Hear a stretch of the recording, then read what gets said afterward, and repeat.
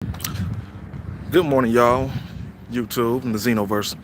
Welcome back to our WrestleMania review. This is for night two.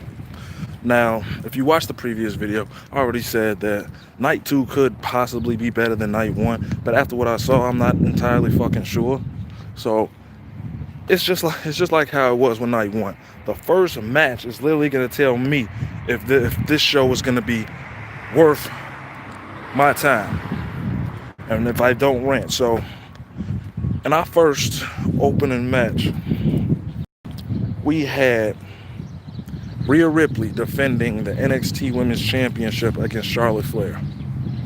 Now, the build-up for this has been, I guess, mediocre at best. You know what I'm talking about? And I'm trying my best not to fucking rant about what happened last night, but it might be inevitable. It might be inevitable. I'm really not going to go over all the necessary spots of this match, but it was a part where I know in the match that when Rhea Ripley had got her leg caught on the ropes, that her leg was going to be the story of this match. And I'm like, okay, if that figure eight gets locked in this game, and I was hoping, I'm like, okay, maybe the whole scenario is Rhea Ripley thinks of a way to put Charlotte down before her leg goes out and she's overexposed, which obviously didn't fucking happen. So in the end, Charlotte ended up tapping Rhea Ripley out and becoming the new NXT Women's Champion. Why? Like right now, I want all the Charlotte bots, all the niggas that have Charlotte fan pages and videos and compilation videos of Charlotte to give me a logical explanation on why it was cool to kill Rhea Ripley at dead-ass WrestleMania 36. I want to know. Other than the fact that her last name is Flair, she's blonde, tall, and has big tits. And the fact that she always has to fucking win at WrestleMania really makes me hate Charlotte. It does. I fucking cannot stand the fact that this girl has to go in every fucking WrestleMania and beat. Because it's like this. I say, if you're a certain person and you lose to Charlotte, you can't recover from that. Look at Asuka. Asuka's lost an undefeated streak 2 WrestleManias ago and has not been able to recover from it. I mean, she started slowly dying after that. If she's not dead by now, she's been dead for about 3-4 different times. And she's never recovered from that. It's not been one scenario where they had Asuka. They will not ever put Asuka to beat Charlotte in a one-on-one scenario. They even had a scenario during the TLC build-up on Monday Night Raw where Kairi Sane and Asuka were in a handicap match against Charlotte. And they made it look so convincing that Charlotte can handle both of them. And I'm sitting there like, what kind of bullshit is this? Like, this shit whack as hell. That's whack. It's like you can't do that with certain characters because now you just made everything look like you've literally done three things that I'm legit pissed off about from Charlotte winning this title. Number one, I'm talking to you, WWE, you have literally pissed on everything you worked for building Rhea Ripley up during the fall of 2019. You have pissed on that. Why would you bring her from NXT UK, make a big impact there, gunning straight for Shayna Baszler, have her go in, become the team captain for the first ever women's War Games match here in Chicago, have her and only Candice LeRae go in and win the entire fucking match with her pinning Shayna Baszler, then going on to beat Bianca Belair in a number 1 contenders match, then going on to beat Shayna Baszler for the NXT Women's Championship, which still to me was one of the greatest NXT Championship celebrations I've ever seen. If you don't think that shit was lit, then there's something wrong with you. That shit was definitely lit. Now it's like after she got the title, and then it's like, okay, in between that, before she got the title, they started putting her to win matches on Raw and SmackDown. And then she later led the team to win the Survivor Series. Then you have her win the NXT Women's Championship.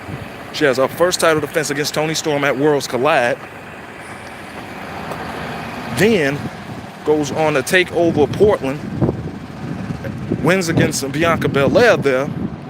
During the whole build-up, this is when Charlotte already interjected herself. Charlotte interjected herself at Portland and brought Bianca Belair into the scenario, which I'm like, okay, Bianca Belair was just a challenger, and you just do her in. Already spoke my piece about how Bianca Belair could have factored into that whole situation. I'm not gonna fucking repeat it, but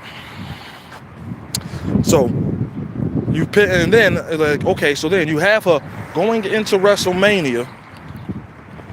After she's have all this momentum to lose to Charlotte Flair.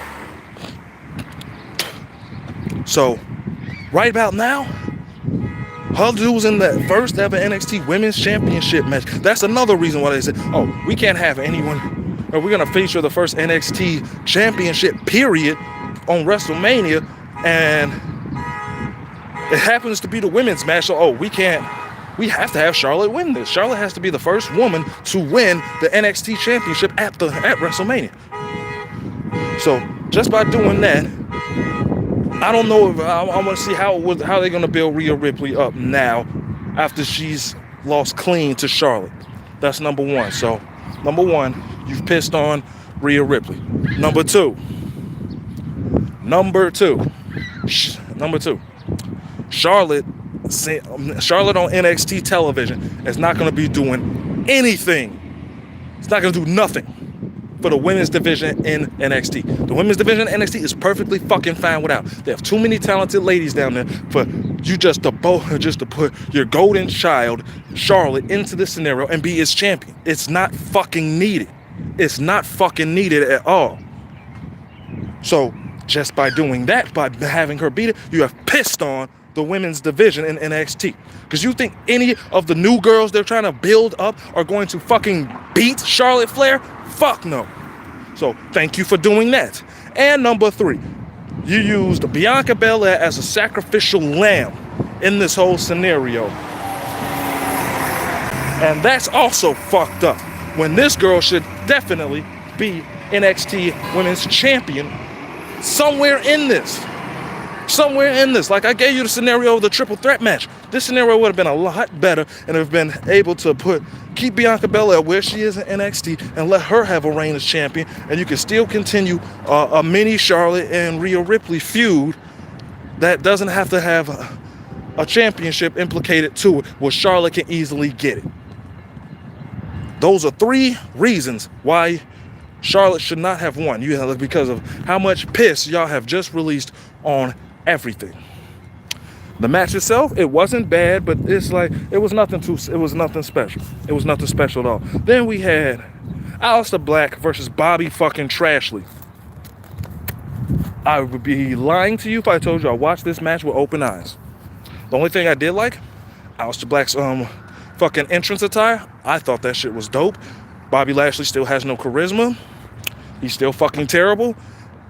Aleister Black wins with a black mask. Don't give a shit. I don't give a shit. It's like how WWE didn't give a shit when they fucking recorded when they fucking booked this match for the goddamn show. No build up. Bobby Lashley ain't been on TV since that fucking Rusev shit was cut. And then you're gonna automatically think I'm supposed to be invested in a match with Aleister Black? Fuck no. Get out of here. Next we have, this was actually, if not, probably the best moment of the fucking show. We had Otis versus good old Zigzag Dolph Ziggler. This was pretty interesting, I would say. I really didn't pay attention to a majority of the shit in this match either. I just wanted to see the end result and what I think WWE should have done and should have happened, and it did. So it was during like the last little moments of this match, I believe that Otis was going for the Caterpillar. Sonya Deville distracts the referee, and Dolph Ziggler kicks Otis in the dick. and he falls down. And then I don't know why they did this. This shit was so off key. Mandy Rose's music hits, and she, for like 3 seconds, her music just played for about maybe 3-4 fucking seconds. Why the fuck was that done? I don't get it. But anyway, she comes down and slaps her former BFF Sonya, gets in the ring. I guess the referee was still distracted. She hits Dolph in the dick. Otis hits the Caterpillar. 1, 2, 3. Otis beats off Dolph Ziggler. And in the minute, Otis hoists Mandy up. He got the prize. She looked great, by the way. Mandy Rose looked fucking great, by the way. He hoists it up, and they share that kiss.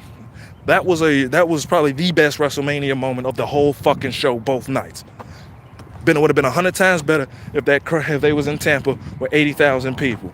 That was the best moment, and that was probably one of the only moments of the show that actually put a smile on my fucking face. So Otis wins over Dolph Ziggler, and he gets the girl. Shout out to my nigga Otis. Next, we have the Street Profits defending the Raw Tag Team Championship against Angel Garza and Austin Theory. And I already know, I went over this in my first review of why this match is happening. I personally did not give a fuck about this match up to the end. Okay, so the Street Profits end up retaining the titles over Theory and Garza, and the heels are salty, and they start beating up the Street Profits. And Zelina Vega's in the ring. I don't know whose idea was this. Bianca Belair comes out, destroys poor little 5'90" Zelina Vega with the KOD, whips her hair around, stands firmly with the Street Profits, because you know her hubby is Montez Ford, which I'm always thinking if they was gonna bring Bianca Belair up, they probably should put her with the Street Profits. And I want to see if was this actually a possible babyface turn for Bianca Belair. We gotta wait and see. I don't know if they're gonna do Raw tonight. I don't. I actually think they shouldn't do any fucking shows, period, until this whole thing is over with, because it's not really working for them on their end. But it looks like Bianca Belair is on her way to Raw. The Street Profits retain the titles, and a match that I probably didn't give a shit about. Thank you for whoever that was that left that like on the video. I don't know who that was. You know, you can say something once you come in my video. I mean, some bitch ass nigga came to my video yesterday and disliked it within 2 minutes of the motherfucker being up. I'm like, you hating ass fucking clown ass nigga. You ain't got shit else to do but to hate on the nigga. Man, get your bitch ass on.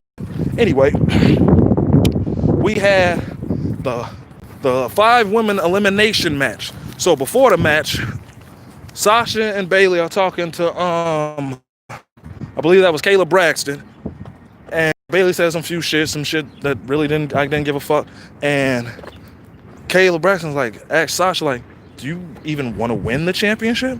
Sasha just looks at her and walks away. I like that about Sasha Banks. Sasha Banks was like, I ain't finna tell you. I'm not finna tell you. It would have been a really big moment if Sasha Banks did win the title, which that didn't fucking happen, which I'm not mad at, but I'm not glad at. So we got the 5 women. They make their ring entrance. You got Sasha Banks, Naomi, Lacey Evans, Tamina, and good old Bayley. So directly off of GP, they start going after the larger woman, which is Tamina, and probably the less talented in the whole fucking group too. So it was this spot actually made me laugh really fucking loud for some odd reason.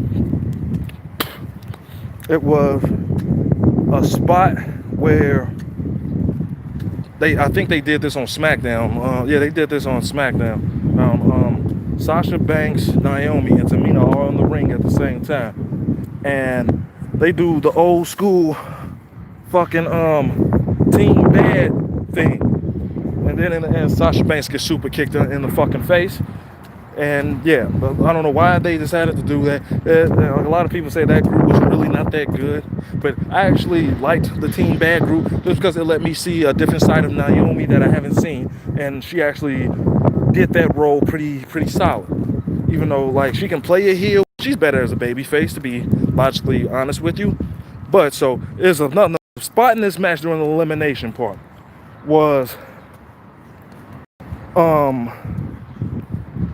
all of them are jumping on Tamina. Now, literally, everybody in the whole fucking match gets on the, what's that, the right bottom turnbuckle. I think Bayley hit her elbow, Sasha Banks hit a frog splash, Lacey Evans hit a moonsault, and Naomi hit her split leg moonsault, and all of them pile on top of Tamina to make sure this bitch is gone.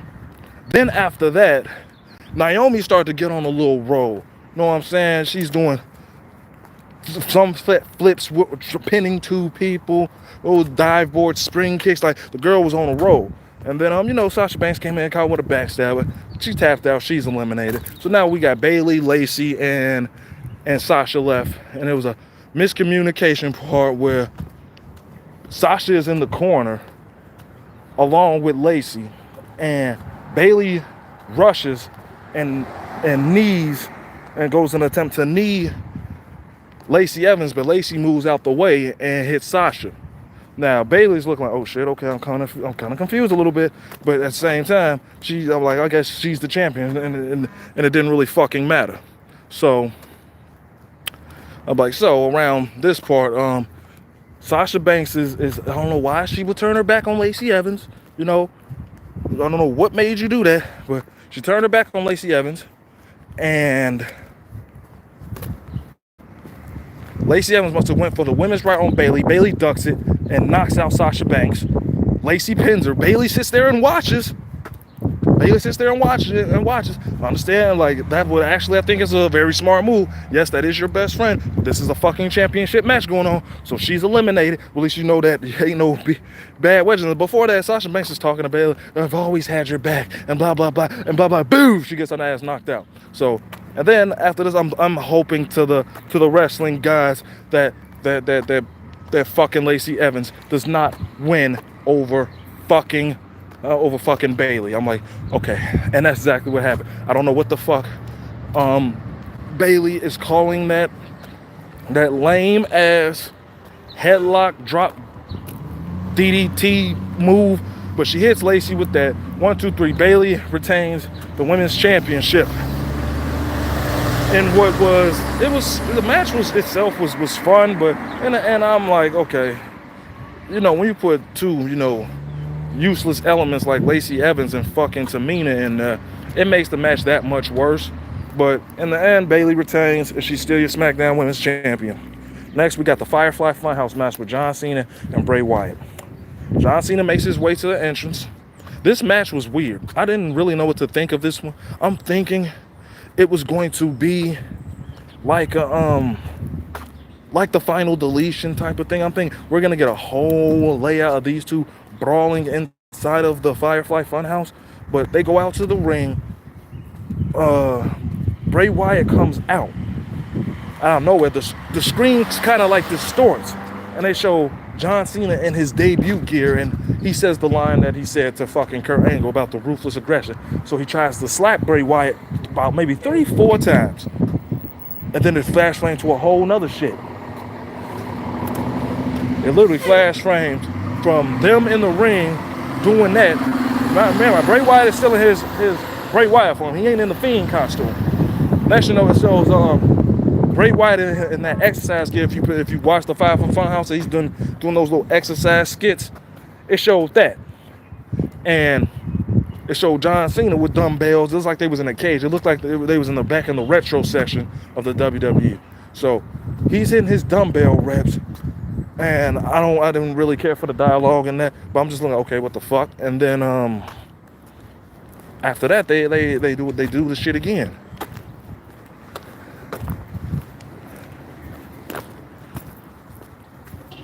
Like they did the whole flash frame shit again, and they're back in the ring, and John Cena's old theme music is playing. You know, the Dr. Thugonomics shit came out, so.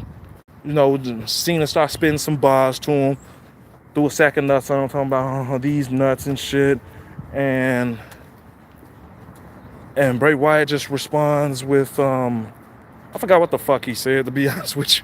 I forgot what the fuck this man said, but I know it didn't. I just know, okay, freeze framed again, and then the, then Bray Wyatt turned back into the Bray Wyatt that was killed. The follow the buzzards fucking the follow the buzzards fucking shit.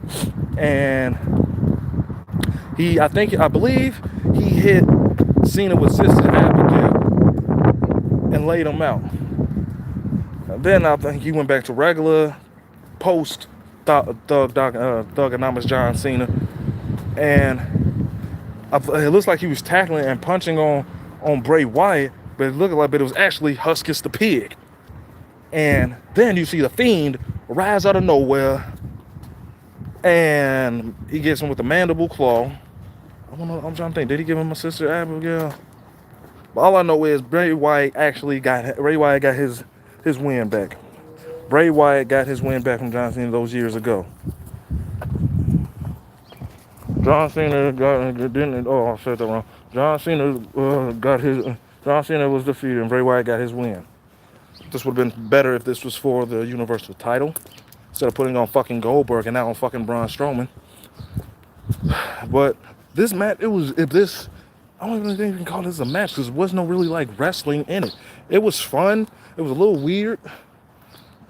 But I really can't even go too deep into it about what it was.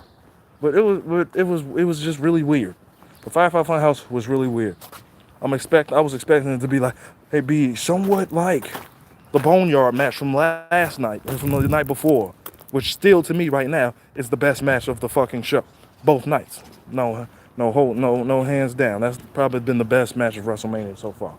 Next we got, what's the next match? I'm almost done with this shit. We at the main event. Yeah, we are literally done with this shit. The main event. We got Drew McIntyre, 2020 Royal Rumble winner.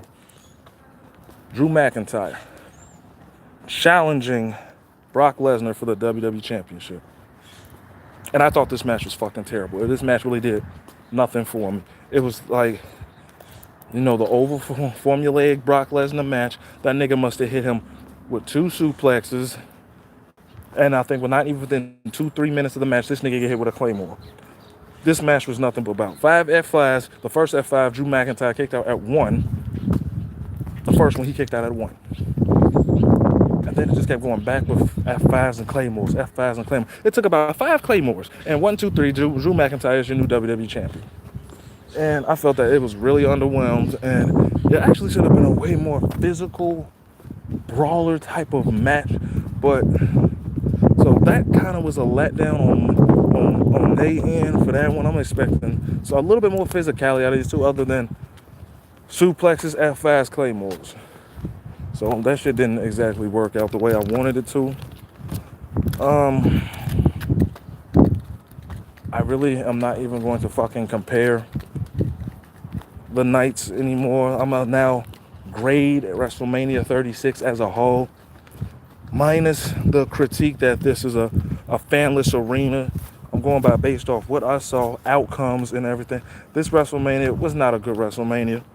It really wasn't. I've seen a few people in the YWC that said, oh, this was a good WrestleMania, or it was a good show, or blah, blah, blah. I'm like, that's each his own, but it's my opinion. This WrestleMania was not very good. Nothing about it really wowed me. Oh, shit, how could I forget this match? Oh, damn, I think I skipped the match.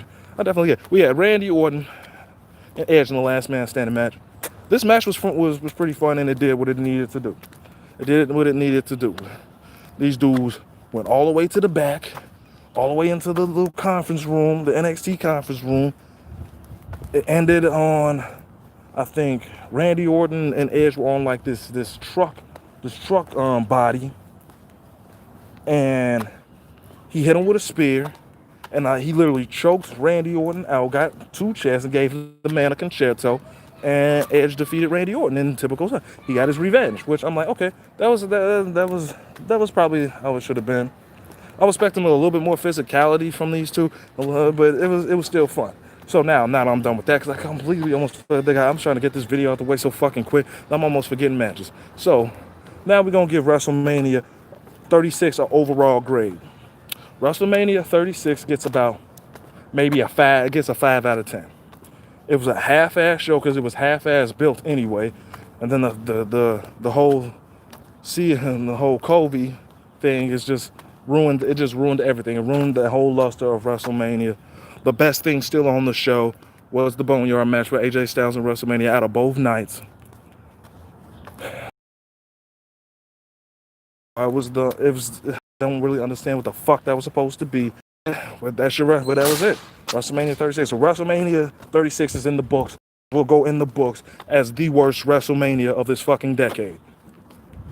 Until we get to 2029. I said that in my review of the first night. And there's nothing that's gonna change my mind. But anyway, if y'all like this video, you can give this. But anyway, y'all, I'm Coop the Super Saiyan Guy. We got Raw coming on tonight. Hopefully not, because but we have to see. You already know, but the Raws after Monday, the Raws after WrestleMania normally be some spectacle shit. But with this shit going on, I don't really expect it though. But I am going to tune and watch. But anyway, y'all, I'm SSG Coop. That's WrestleMania 36.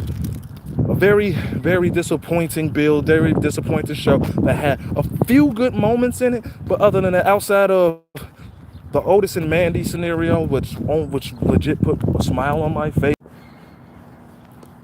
Okay, I don't know why my phone keep doing that, but